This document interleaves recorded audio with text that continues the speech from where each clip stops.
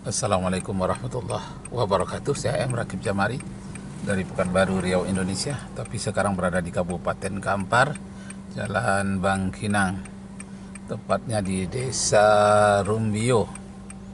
Nah, sekarang dalam perjalanan saya kembali akan membacakan ayat-ayat Al-Quranul Karim. Bismillahirrahmanirrahim. Ya ayyuhan nas, inna khalaqnakum min dzakarin wa untha wa ja'alnakum syu'uban wa qabaila lita'arafu. Inna akramakum 'indallahi atqakum.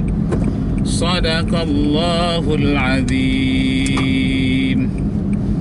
Ya, judul bahasan kita dalam perjalanan sekali ini ialah mengenal agama-agama besar dunia.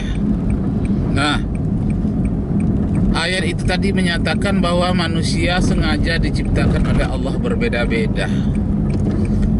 Hei sekalian manusia, aku jadikan engkau dari laki-laki dan wanita, dari Adam dan Hawa. Kemudian kamu berkembang biak menjadi bersuku-suku. Dari suku berkembang lagi menjadi berbangsa-bangsa. Gunanya untuk saling ta'aruf, saling mengenal dan saling membantu. Dan orang yang paling mulia di sisi Allah adalah siapa yang lebih bertakwa. Nah, jadi kita kembangkan bukan hanya berbeda suku, berbeda bangsa, tapi juga berbeda-beda agama menuju Tuhan yang satu. Nah, jadi Bapak Ibu Saudara sekalian, pembahasan kita kali ini termasuk mahasiswaku Persada Bundap, Jalan Diponegoro.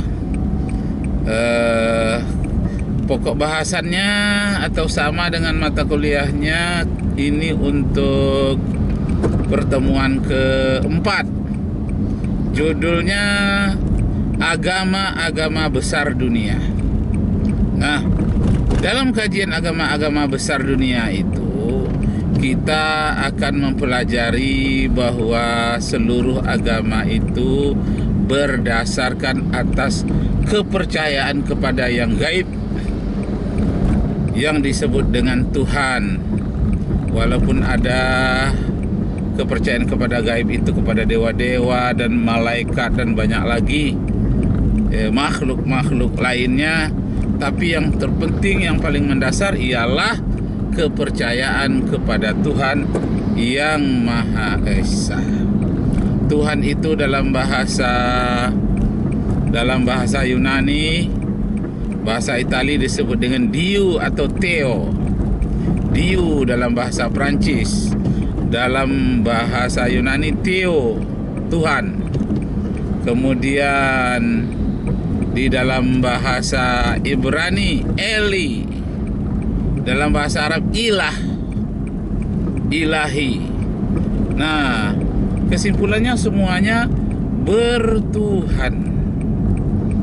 Nah, jadi Bapak Ibu saudara-saudara sekalian, tapi dalam satu Tuhan, menyembah satu Tuhan, ada yang berbeda-beda apanya?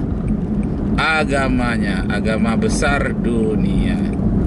Umpamanya agama Hindu yang mempercayai ada 3 kemahakekuasaan yang disebut dengan Trimurti, yakni Dewa Brahma, Siwa, dan Wisnu. Nah, ini kesatuan 3 Tuhan yang disebut dengan Trimurti. Brahma yang menciptakan, Siwa yang memelihara, Wisnu yang membinasakan. Nah, itu Trimurti. Kemudian di Nasrani terkenal pula adanya Trinitas, kesatuan 3 Tuhan juga yang disebut dengan Allah Bapa, Putra, Roh Kudus.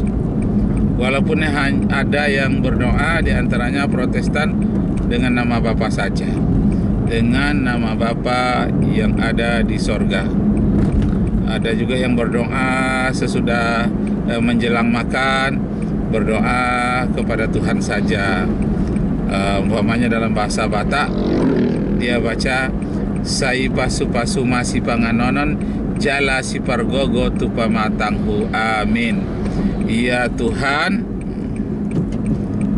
Tuhan, berkatilah makanan ini untuk memperkuat seluruh batang tubuhku, amin. Nah, jadi apa? Kenapa? Kita mau mengisi minyak di sini. Kita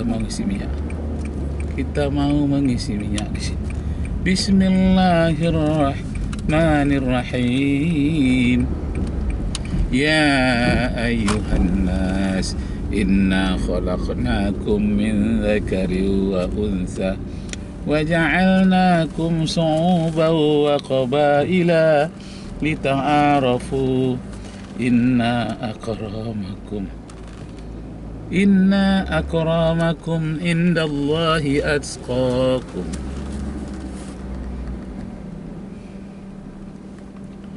Hai sekalian manusia, aku ciptakan kamu berbeda-beda. Aku ciptakan kamu awalnya dari laki-laki dan wanita, bersuku-suku, berbangsa-bangsa, untuk saling mengenal di antaramu. Yang paling baik di antaramu adalah yang lebih bertakwa. Nah, kaitannya sekarang dengan manusia berbeda-beda suku dan berbeda-beda agama. Nah, untuk apa gunanya agama itu? Untuk ketertiban umat manusia itu sendiri. Yang pertama, hubungannya vertikal ke atas kepada Tuhan yang Maha Esa. Bagaimana dia tidak menjadi orang yang berlaku syirik, tidak menyembah kepada iblis dan setan, tapi hanya menyembah kepada Allah.